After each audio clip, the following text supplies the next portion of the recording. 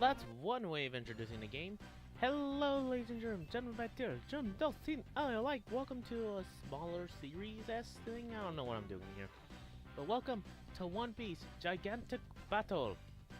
And first of all, for the animated cutscene that you saw, I thought that was pretty cool, honestly. I really thought it was pretty cool. But I just want to say that Doflamingo was not in there. You may have thought you saw him in the beginning. I don't think that was him. I think that was Devon or whatever his name is, the guy that Sanji beat his face in and made him look different. If you're a One Piece fan, you know what I'm talking about. If you're not a One Piece fan, then I don't suggest watching this because I'll be talking about One Piece a lot in this video, or this video series. And yeah, I'm gonna be playing through this game's Grand Prix mode. I'm gonna be doing it as a general whole. Like, I'm gonna be playing through the entire game's whole premise and stuff, and other things. I've only played the first level of the Grand Prix mode and understand some of it, not all of it. By the way, forgive my button presses. Like, my button layout is like really weird, and I need to figure out how to deal with it. But the Grand Prix mode is just here's the story. It's the story mode of the game. So what happens is the biggest event of the century is about to take place in the Grand Line, the Pirate Grand Prix, a tournament to decide the ultimate fire will be open to both Navy and pirates. Word of the Grand Prix spread in a flash. All the biggest names entered. Monkey D. Luffy, a pirate who possesses the power of the Gum Gum Fruit, heads to Last Resort, determined to win. I don't know where last. Oh man, that sounds like something that would never happen in One Piece. Trust me, no matter what type of like event would be, I don't think it would ever really happen. It's kind of like as if like the Pirates version of the Davy Back games, except it's a global thing. So that would be even weirder. Anyway, the Pirate Grand Prix. Bet it'll be full of participants. Intense participants. Intense. Yeah, and Luffy's always looking for a fight, so this sort of makes sense. Trust me, I'm not gonna justify that this makes any sense at all. Like, seriously, this makes little to no sense. I've played a little bit of this, but that doesn't mean it doesn't make any less sense than it already does. It's really, really, really weird of a game, honestly. It just has you as a particular character. I'm pretty sure you can play as other people, and and you have a dozen support characters as your main thing. There's also items on the ground that will spawn here and there. I'm gonna give this all I've got. And support characters you can select that can be touched at the bottom of the screen, so that way you can use them.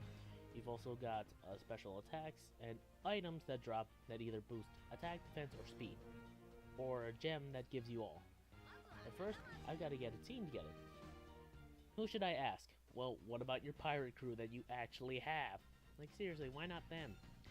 But here's the people you're given the first bet off. Like, off the bat. You get either Vivi, Smoker, or Marco. You know, I question Vivi. Vivi I don't question too much. She makes sense because she was a part of the Straw Hats, and it makes some sense why you can have her as a support. Smoker, I'm less sure as to why he's here. He wouldn't help Straw Hat. Well, not until the time skip, and this is post-time skip, so pretty much it makes sense why I don't think he'd help. As for Marco, yeah, I can see him, but he's the Whitebeard Pirates guy. Why is he here? Overall, the only person I'm questioning as to why they have a support character of is Smoker, because he's a fighter. He actually fights people. But you know what? I didn't really get too into it, and I'm deciding to pick Marco because he does attacks, apparently. Or at least he has a special sub-ability that I would prefer. Hey, are you the little brother Ace was talking about? So that's why I picked him. You know Ace? Pineapple Head. Yeah, I don't remember Luffy calling him Pineapple Head too much, but apparently that's the thing now. Ace and I go way back.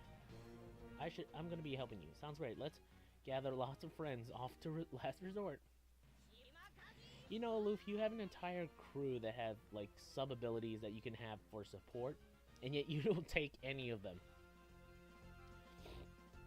But the way this game works is that It goes on a map of sorts that have a few different little mini mission things here and there that you do, which are side-scrolling, fighting beat 'em up like sections where you attack and either defeat an opponent or do special little things here and there. For an example, it's kind of like Grand Battle's adventure mode thing, or Grand Adventures adventure mode. If anyone knows what I'm talking about, then you understand how this game works too. As for me, I might do a full series on this, or I might just do a little snippets of it, or edit it down to where it's like little snippets of me fighting and playing, because it's like, it's fun. It's just a little bit more iffy of how exactly you deal with this stuff. But for each place, like the Samba Oni arc, you'll be doing little missions on this board-like setting, and going to each one, doing something special for each one. And for each battle, you'll be gaining both experience and newer people, either to join you as support or maybe as playable characters, depends. As a full game in and of itself, it seems interesting or just mundane, nothing too great. But here, it usually tells you like special objectives that you can do if you do certain things. Like, hey, if you do this, do that, or this, then you're able to do it. Unless, of course, you have to play, unless you have to play it a second time over just to see the hidden objectives. Usually it does tell you what you're supposed to do, at least. In all honesty, I kind of in all honesty, if anyone knows my channel, you might know that I actually played something similar to this, in terms of just, like, gameplay-wise. It's, oh yeah, Marco's special little hidden ability thing is that I can be revived before I die. It's like a phoenix thing, where it's like, oh, I can be revived as soon as I die once, at least. Well, to some degree, at least. Anyway, where was I? Oh yeah, this game is similar to One Piece, Shonen Jump's One Piece adventure game on the Game Boy Advance that I did. I sense an adventure. I'm so excited. Huh? Zoro? Hey Luffy, perfect timing. Want to get some practice in before they... Allow me to assist you. Great, come on. I'll join you too. I like how Marco has no voice clips at all. And, yeah, apparently... Brook is just right there, and you could use him to fight, but no, you decided not to do it. Okay, fighting just works where if you perform certain attacks, you have to do them in certain directions. Like, you press up, you'll do an up attack. You press, if you move and press attack, you'll be doing it like a special hidden attack. You know what I mean, like a direct attack. If you just hit the button repeatedly in one direction, you'll do a special, you'll just do a normal attack. Also, if you see Marco's face at the bottom of the screen or the bottom screen, which is going to be somewhere else when edited, if it gets full, you can actually summon in the character, either do whatever it is they do, which there's 3 categories: counter, support, or attack. I'm pretty sure Marco's an attack character, so he'll go directly at a person as soon as they are beaten. Not too shabby. So keep that in mind. I don't really keep my eye on that too much, so yeah, I might press it sometimes, and I don't know how each character reacts, so I might not bother with them depending on the things, or I might use them. I'm gonna take a stroll to get warmed up. See you. Yeah, no, Zoro, don't leave. Don't leave. You're not supposed to leave. But this is what I mean. Once you do little certain other objectives, you get extra gold and stuff like that, money for possible upgrades and stuff like that. And it also shows you other objectives that you might be able to do if you have the certain characters in mind. And when it says lead character, I'm pretty sure it means that that's a playable character you can do. So I need Usopp back here to complete it. Let's see. It also gives you a list of things you did for XP that explains what exactly you did. So, you know, it's pretty good. Let's see. Also, your support characters can be leveled up.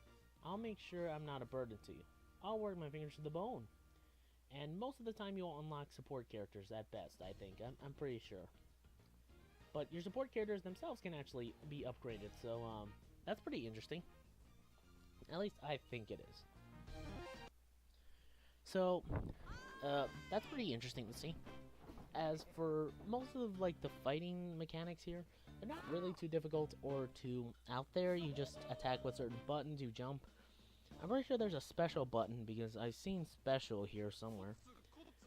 And that's how it goes. Sorry if I didn't read all that, I was too busy talking and I just wanted to finish it. But yeah, like Brooks says, there's special little things you can do with his marker. As soon as that waiting button is done, you can start doing the whole summoning him thing. I forget like which type he, like I don't know how to use him and I don't know what Brooks did at first. Okay, here's how it works and dang it. Okay, Brooks has two different forms of him that work in two different tangents once you have him. You can have him do a ground lullaby attack, which pretty much allows you to, you know, basically just put enemies to sleep, or you to sleep if you're not too careful. There's also the regular singing attack. It depends on which ones you do. If you leave him on one, he'll do an aerial singing attack. And if you do a, you know, a, what do you call it? Number 2, he'll do a ground attack thing. So keep that in mind. So that's one of the bigger issues here of me figuring out how each character works specifically. I'll go back to Marco in the next episode, but that's just something I want to keep in mind for you at all, at least. That's what I've learned so far. As for the game, it's still pretty good, and I do like having the Grand Prix mode. And once you level up, you actually get points. And for Luffy, I'm going to focus heavily on upgrading his special slash attacks. And when I play as other characters, I'll focus heavily on their stuff. But for the items in the support, you know, listing right there, they just do what you think. Items give you more stuff, or you can use items as weapons, I'm pretty sure, which do more damage. And support is just allowing your supports to be even stronger if they're with you or with a specific character, like Luffy. But I decided against not putting points into those two because they're kind of just not really too useful. I'm going to focus heavily on giving points into Luffy's special after I balance out his health a bit. So I think it'd be most important doing that because I think Luffy would be more of a special attacker. And for other characters, I'll try and balance them out or make them different, I guess. I guess I'll put more attack into Zoro and put more HP into Sanji if I ever get them. And Usopp, maybe I'll do items or maybe more special, I don't know. It really all depends. But yeah, as for now, I'll just leave him as is and just leave Luffy to what he's doing so far because he's doing pretty well for himself as for an attacker. And so, you know what, I think it's pretty nice. Why not? I'll help. You just leave the support to old Frankie, and here's another character which I just barely got and don't know about. But that's it for the Grand Prix mode for now. I'll get back to it, honestly. I think this will be an on again, off again, like series I'll do. And I'll see y'all next time in the next video. Until then, sayonara, my bots. Take care.